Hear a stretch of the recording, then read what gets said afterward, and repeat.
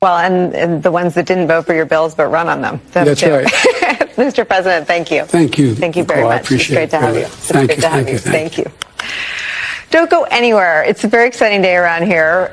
We'll have reaction and analysis to everything we just heard. As soon as she said bye, he dipped. It says, catch you on the flip. I gotta go. John King has described a panic inside the Democratic Party right now because of President Biden's performance in tonight's debate. He's been hearing from Democratic lawmakers and others around the country. Some within your own party are wondering if President Biden should even step aside. What do you say to that? Listen, first of all, what we saw tonight is the president making a very clear contrast with Donald Trump on all of the issues that matter to the American people. Yes, there was a slow start, but it was a strong finish. And what became very clear through the course of the night is that Joe Biden is fighting on behalf of the American people, on substance, on policy, on performance. Joe Biden is extraordinarily strong. And but I'm sorry, on substance and policy and performance tonight, I mean, the president's performance tonight clearly was disappointing for his supporters. CNN is reporting Democratic lawmakers watching the debate were worried about the president's performance. One said it was a disaster. Another called it a train wreck. Those are Democrats especially worried that Biden did not punch back on Trump's lies. Listen, people can debate on style points, but ultimately this election and who is the president of the United States has to be about substance. And the contrast is clear. Look at what happened during the course of the debate. Donald Trump lied over and over and over again, as he is wont to do. He would not disavow what happened on January 6th. He would not give a clear answer on whether he would stand by the election results this November. He went back and forth about where he stands on one of the most critical issues of freedom in America, which is the right of a woman to make decisions about their own body. He has been completely ambiguous and all over the place about where he stands on that issue, despite the fact that he hand-selected 3 members of the United States Supreme Court with the intention that they would undo the protections of Roe v. Wade. And that's exactly what they did. And just 3 years ago, we commemorated the 2-year anniversary of Dobbs, wherein women across our country have been denied emergency health care, all that may be true. All that may be true.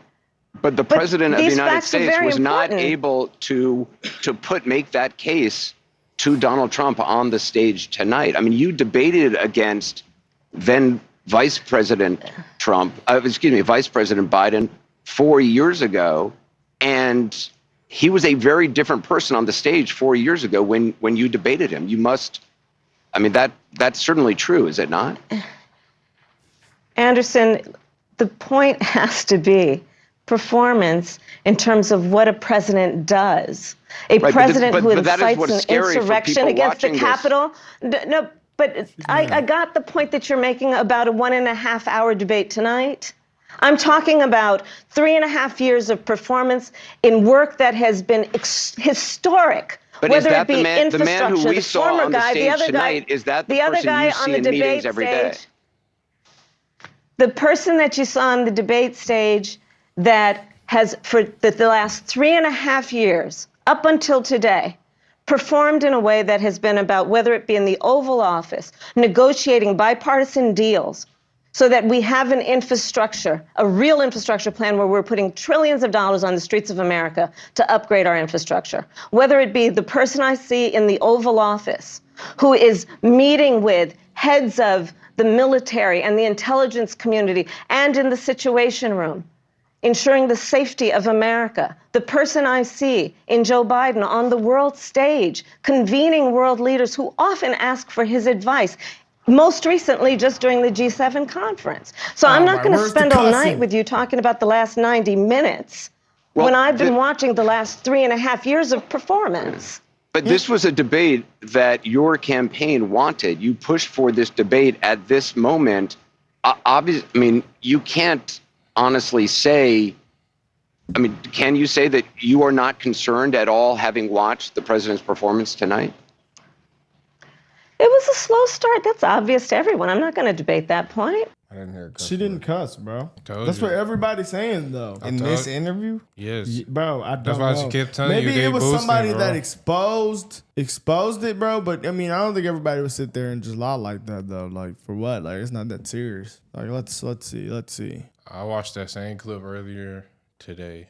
Yeah, I ain't hear no cuss I on didn't hear it. that at all. That's why I've been confused. I said they just reaching. See, yeah, I think that maybe.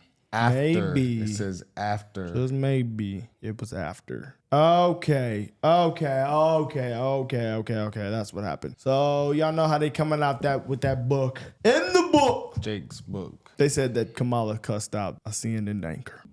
So this is what so this is damn near giving Jake Tapper his lame ass book promo. Everybody Still still don't don't see see right there where it says that. Oh, right there. Oh, okay. The middle one. After the interview, this was visibly MF angry doesn't with treat Cooper. me like the damn vice president of the United States, she says to colleagues. I thought we were better than that. But she took it personal. This mother effer doesn't treat me. Okay, yeah. That's crazy. This mother don't treat me like the damn vice president of the United States. Damn. She entitled. Damn. You know, hey, man, I don't really trust Jake and Anderson because, I mean, they lie But every day. I would trust him because he's on her side. Yeah, that's what I was thinking. That's them on them crime. Bro, But you don't think he just dropped this book just to save his own tail and make his own credibility still credible? Could be true. Yes. Because he 100%. knew he sees what America sees. So that could be a good it's option. a shift going on, so Maybe it's it was going to be both. a media shift. So Like, he has to keep his... I feel like this is like a PR move, in my personal opinion. He's coming to the right. This is his first step. Not a bad take. He's going to be on Fox next thing you know. You know what's weird to me about CNN? They don't post all their stuff on YouTube. Like, some of the stuff, you would have to just catch it live, or you would have to pay for like a subscription or something to watch everything. Because you would never see something like that on YouTube. Or like on the internet, period. You really wouldn't see it Well, it's at cable all. news, so it's on the... Not everything, though. Everything's on cable. I don't think so. It's a whole program they run like live Well- all day. They have a live program all day. Fox do too. Yeah, but CNN has like a direct channel. You wouldn't see only Abby would only be on there sometimes, bro. They record every night. Because that's a segment. Yeah, that's what I'm saying. That Anderson has a segment. He's not gonna you would never. I don't think you would see this on They would not put Kamala on national TV getting upset like that. They There's definitely something behind the scenes. We watched that. It was after. I never remember seen watching that. that. Look, Yes. it says after the interview, Harris was visibly angry. Yeah. It was after. So there's definitely some behind the scenes They stuff. said, Dane Harris, you mad? This mother don't I treat me remember- like the president. In Atlanta, I remember watching her talk. Relative to Vice President Kamala Harris, she has an interview with Anderson Cooper post-debate. You write about this in the book. By the way, I've got to do an eats, shoots, and leaves, if you remember the book, and the importance of punctuation. I've got to do an eats, shoots, and leaves analysis of one graph of your book, Alex. And it comes on page 290, and it's getting a lot of attention today. This MFer doesn't treat me like the damn vice president of the United States, she said to colleagues. I thought we were better than that. I'm being real persnickety now, but there are not quotation marks around that in the book. Is that a direct quote from Kamala Harris about Anderson Cooper?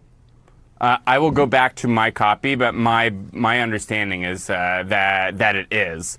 That she was incredibly frustrated with Anderson Cooper asking the same question over and over again, which Anderson Cooper, this was the night of the debate, Anderson was like, have you ever seen him act that way behind the scenes? Because if the Vice President of the United States had seen the president act that way on, behind the scenes as he had acted on the debate stage and said nothing, I think it would have been incredibly indicting. But, Kamala Harris, I can tell you 100% was infuriated after that interview. I just wonder why it took for that debate for everybody to realize it was so many clips. We have seen Joe Biden fall asleep signing paperwork. We have seen Joe Biden fall asleep at important people. meetings. He also fell asleep and fell multiple times on multiple occasions. This picture is so funny. He was very obviously Look at him. It describes both of their personalities. he was very obviously does. unfit to serve.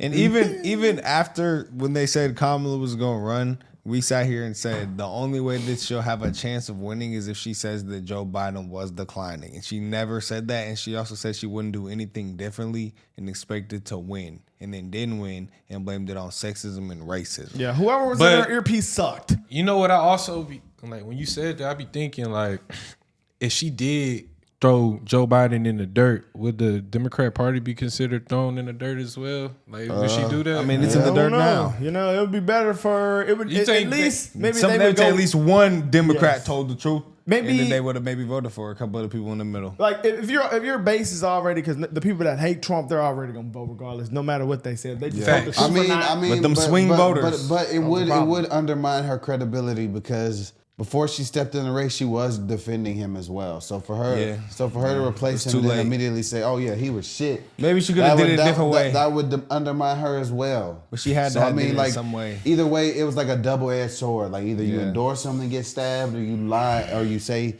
he was. She could have said he was starting to decline, but he still knew what he was doing or something. She could have. She had to say something. maybe, but if she did say he was declining, he they was would have getting asked. older. They probably she would didn't have even said say nothing like that. They'd probably said you was running the country then. If you and that would help her case. That would have hurt her. Confused, that would have hurt her case too. I don't know. It would have hurt the Democrat case, but not hers. But I mean, I don't know. Hey, she should have did it. Yeah, let us know what y'all think in the comments about this, though.